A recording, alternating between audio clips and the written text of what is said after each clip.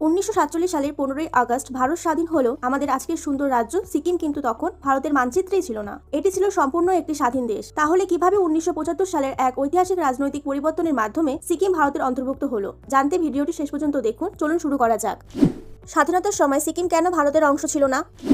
চৌগিয়াল রাজবংশের শাসন। 1642 সাল থেকে সিকিমে চৌগিয়াল রাজবংশের রাজাদের শাসন চলে আসছিল। ব্রিটিশ আমলেও সিকিম সরাসরি ব্রিটিশ ভারতের অংশ ছিল না। এটি ছিল একটি সুরক্ষিত রাজ্য বা প্রিন্সলি স্টেট। 1947 সালের চুক্তি। ভারত স্বাধীন হওয়ার পর তৎকালীন প্রধানমন্ত্রী জওহরলাল নেহরু জোর করে কোনো রাজ্যকে ভারতের অন্তর্ভুক্ত করতে চাননি। সিকিমের মানুষ এবং সেখানকার রাজাও তখন স্বাধীন থাকার ইচ্ছা প্রকাশ করেন। 1950 সালের বিশেষ ভারত সিকিম চুক্তি। 1950 সালে ভারত ও সিকিমের মধ্যে একটি ঐতিহাসিক চুক্তি স্বাক্ষরিত হয়। এই চুক্তি অনুযায়ী স্থির হয় সিকিম একটি স্বাধীন রাষ্ট্র হিসাবেই থাকবে এবং সেখানে চৌগিয়াল রাজতন্ত্র বজায় থাকবে, কিন্তু সিকিমের প্রতিরক্ষা, পররাষ্ট্রনীতি এবং যোগাযোগ ব্যবস্থার দায়িত্ব থাকবে ভারত সরকারের হাতে। অর্থাৎ সিকিম ভারতের একটি সুরক্ষিত রাজ্য হিসাবে আত্মপ্রকাশ করে। সিকিমের আভ্যন্তরীণ অসন্তোষ।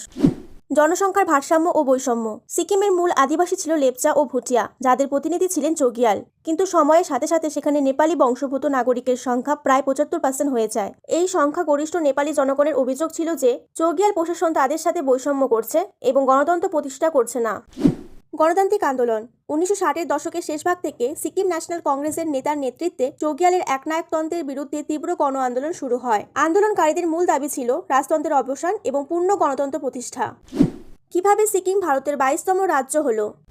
1973 সালের গণবিক্ষোভ। চৌগিয়ালের প্রাসাদের সামনে রাজতন্ত্র বিরোধী তীব্র আন্দোলন শুরু হয়। পরিস্থিতি নিয়ন্ত্রণে চৌগিয়াল ভারত সরকারের কাছে সামরিক ও প্রশাসনিক সাহায্য চান। ভারত সেখানে সেনা পাঠায় এবং একজন প্রশাসনিক কর্মকর্তা নিয়োগ করে পরিস্থিতি নিয়ন্ত্রণে আনেন। 1974 সালের নির্বাচন। ভারতের তত্ত্বাবধানে সিকিমে প্রথমবার গণতান্ত্রিক নির্বাচন অনুষ্ঠিত হয়। সিকিম ন্যাশনাল কংগ্রেস দল 32টি আসনের মধ্যে 31টিতে জয়লাভ করে। নতুন বিধানসভা চৌগিয়ালের ক্ষমতা ছাঁটাই করে ভারতের সাথে ঘনিষ্ঠতার প্রস্তাব পাশ করে। 1974 সালের 35তম সংবিধান সংশোধনী আইন। সিকিম বিধানসভার অনুরোধে ভারত সরকার সংসদের মাধ্যমে 35তম সংবিধান সংশোধনী আইন পাশ করে। এর মাধ্যমে সিকিমকে ভারতের একটি সহযোগী রাজ্য হিসাবে মর্যাদা দেওয়া হয়। ভারতের সংসদে সিকিমের প্রতিনিধি বসার অনুমতি পান।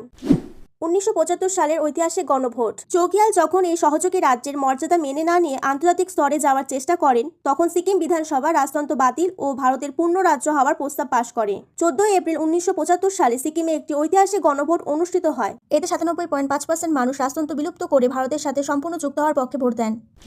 1975 সালের 36তম সংবিধান সংশোধনী আইন। জনগণের এই বিপুল রায়কে সম্মান জানিয়ে ভারত সরকার সংসদে 36তম সংবিধান সংশোধনী আইন 1975 পাশ করে। এর মাধ্যমে সহযোগী রাজ্যে তকমা সরিয়ে সিকিমকে আনুষ্ঠানিকভাবে ভারতের 22তম পূর্ণাঙ্গ রাজ্য হিসাবে ঘোষণা করা হয়। এই ছিল সিকিমের একটি স্বাধীন দেশ থেকে ভারতের একটি রাজ্যে পরিণত হওয়ার কাহিনী। এই ধরনের ইনফরমেটিভ ভিডিও পেতে আমাদের চ্যানেলটিকে সাবস্ক্রাইব করুন। দেখা হচ্ছে পরবর্তী ভিডিওতে। ধন্যবাদ।